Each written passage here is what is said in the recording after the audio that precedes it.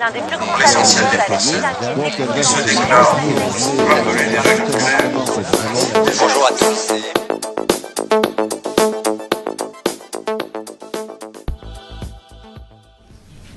Dernière partie, mais je vous rassure, c'est la plus courte.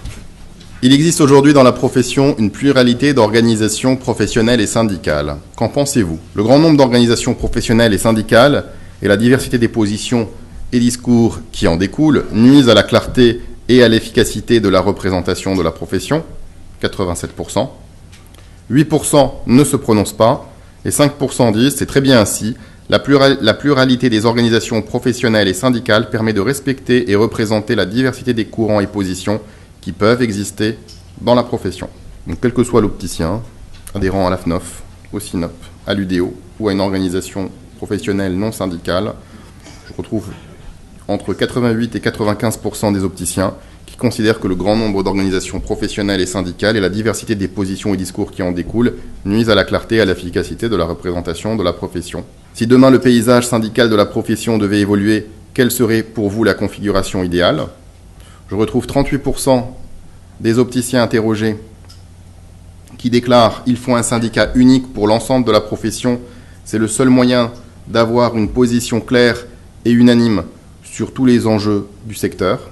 21% qui considèrent que certaines organisations professionnelles et syndicales devraient fusionner. Finalement, 60% considèrent qu'il faut un syndicat unique ou que ces organisations professionnelles et syndicales doivent fusionner. J'en ai 37% qui considèrent qu'il faut maintenir l'ensemble des organisations professionnelles et syndicales de la profession, mais qu'elles devraient toutes se fédérer au sein d'une confédération. J'en ai 4% qui ne se prononcent pas. Je retrouve ces dominantes sur l'ensemble. Alors les opticiens propriétaires sont plus nombreux à considérer qu'il faut un syndicat unique. Bon, les opticiens salariés, on a vu qu'ils étaient quand même beaucoup moins syndiqués, mais sont plus nombreux à considérer qu'il faut une confédération. Et alors la question qui est posée, si demain le paysage syndical de la profession devait évoluer, certaines organisations professionnelles et syndicales devraient fusionner. Donc ici, on s'adresse aux 21% qui considèrent que ces syndicats devraient fusionner. Alors déjà, j'en ai 60%. Oui, c'est juste une précision. Oui. Il y avait effectivement dans les choix, oui. Souhaitez-vous un syndicat unique, et ils sont 38%, et il y en a 21 qui nous ont dit certaines seulement devraient fusionner avec d'autres, et non pas toutes.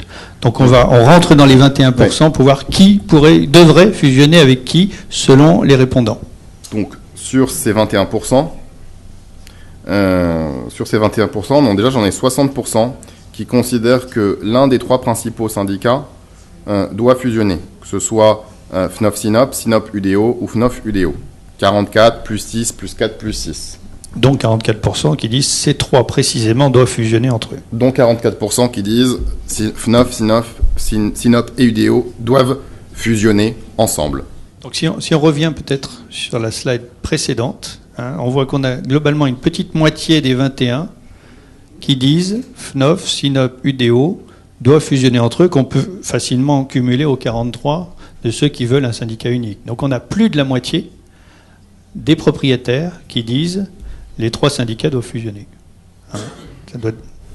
Et on retrouve ces résultats dans le fait que la majeure partie des professionnels considèrent que le grand nombre d'organisations professionnelles et syndicales nuisent à la clarté et à l'efficacité. Et on a vu aussi que c'était l'un des principaux enjeux de non-adhésion en préambule. Finalement, cela vous inciterait-il à adhérer à l'organisation syndicale qui verrait le jour? Oui, tout à fait, 53%. Oui, plutôt 41%. En tout cas, cette unité serait un motif d'adhésion au regard des interrogés.